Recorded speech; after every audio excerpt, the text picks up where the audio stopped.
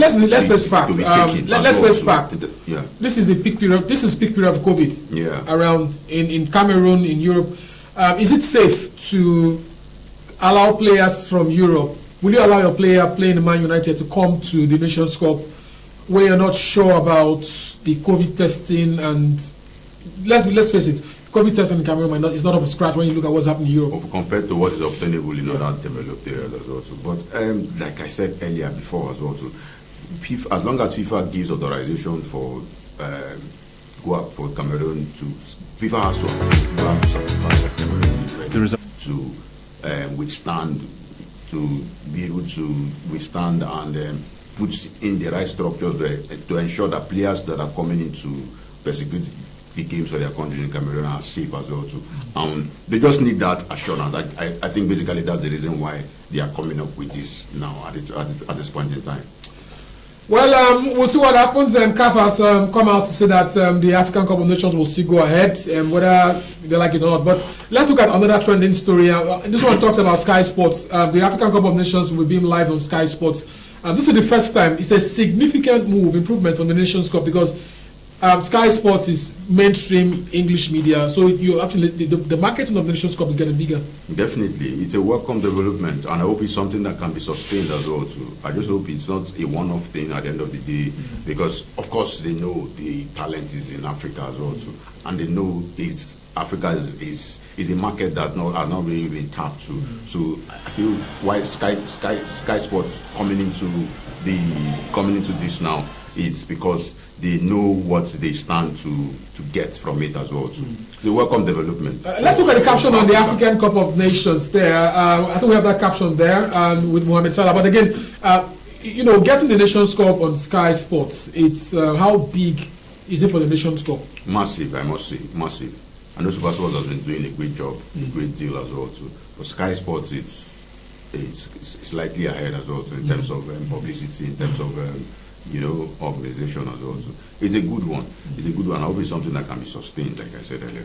Well, 52 matches will be on Sky Sports. We're not trying to market Sky Sports here, but it's nice to see Nations Cup on Sky Sports, because the branding. The branding, and of course you have a wider reach as well. Sky Sports are kind of loud as well too. So the viewership will be larger compared to some other networks that will have probably covered the Nations Cup. So it's a welcome development for Africa. It will further boost our game. It will further showcase what Africa has to offer. Now, let's talk about the Nations Cup properly now, because Nigeria, we're not sure about who's going to lead us on the Nations Cup, because Genetro has been fired. We're talking about the Super Eagles now. If you can get those clips. Genetro fired, Austin Eguavon in. What's your thoughts? There are talks about even a foreign coach coming. Do you think this is the right time to get a foreign coach for the Nations Cup? History has this thing, as it has never happened. It has never worked for us every time we do towards this direction as well. History has told us that anytime we fire a coach before a major tournament, we usually don't do very well. About each time we hire a new coach a month before the Nations Cup, we never do well as well. So at the end of the day, we go there and we fumble out, and at the end of the day, Ross sacking was actually something that we foresaw, but we have felt that it should have been done before now. They should have, whatever this, we should have taken that. With the handwriting has always been on the wall. We've always seen the signs were there, especially after that the game, the World Cup qualifier that we drew that game against when we were leading by 4 goals to nothing and they equalized as well.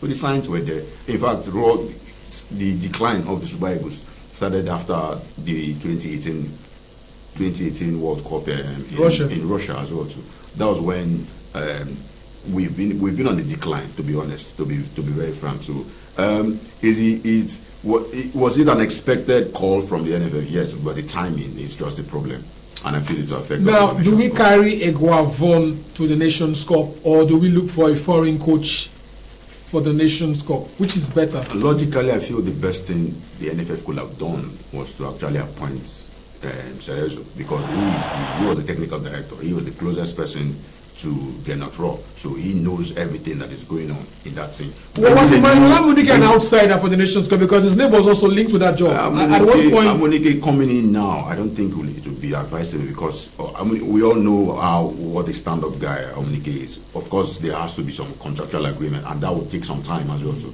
NFF felt that it's just one. It's not even. It's barely 1 week. It's not even up there. There's no time. There's no time to start going through all those contract process, because if you want to hire a permanent coach now, it takes time. The process of trying to negotiate contract agreement as well might take time, and we don't have that luxury of time to start doing all that. So I felt that was the reason why they appointed Cerezo. Cerezo has been there, has done it. The last thing he had with Super Eagles, I think it was 2002. He was an assistant coach to Amadou Shuaibu. I think he was part of that team that got sacked as well. So if there's anybody that they actually won the bronze in 2006. Yes, as well. I won the bronze, and they didn't allow them to take the team to the World Cup as well too. But let's just hope it works because Ross sacking was expected, but it was just the timing.